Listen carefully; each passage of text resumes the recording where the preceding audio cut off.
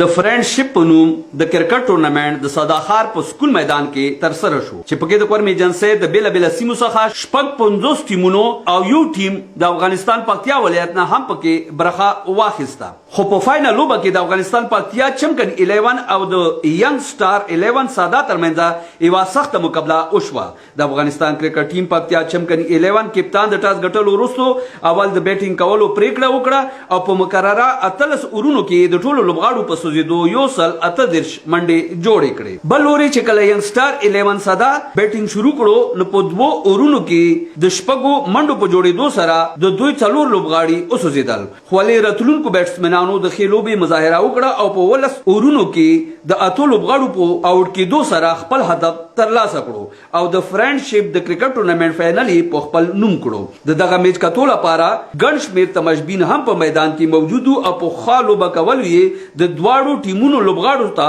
د لاسونو په پړکا کې شاباسه ورکولو وروسته مشر ملما ابراهیم د دواړو ټیمونو په لوبغاړو کې ټرافیانې وویشلې د مهال خبر نیوز سره په خبرو اترو کې د پکتیا چمکن 11 کپتان ویل چې د کورمي ایجنسي خلکو کومه ملمستا زمون وکړه مونږ په دې ډېر خوشاله یو زه ډېر خوښ یم او خوشاله یم چې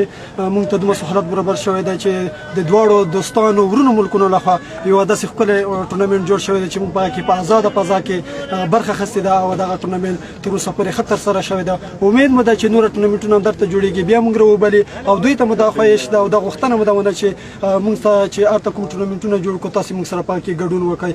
مونږ سره د دغه خلکو ډېر ملاتړ کړی ده ډېر کومک یې سره کړی ده سرحداتو پولیسو هغو مونږ سره په امنیت کې د په راتګ کې ډېره همکاري کړې ده بیا مو نه خوښ یو او نوره د همکارۍ هیله ونه کوو بل لوري د پی سی بی د کورمي ایجنسي مشر وویل چې د کورمي ایجنسي په لوبغاړو کې د ټیلنټ کموالی نشته خو په خصوصي توګه په ساده ښار کې د لوبو میدانونو نشتوالي له امله دغه لوبغاړي د مشکلاتو سره مخ کیږي بدقسمتي مو دا دی چې موږ ته ګراوندونه نشته ښه یو پړچنار سپورټس کمپلیکس دی صدیق سپورټس کمپلیکس منظوري شوی دی خو اوسه پورې هغې باندې کار نه دی شروع شوی مو پولیټیکل انتظامیه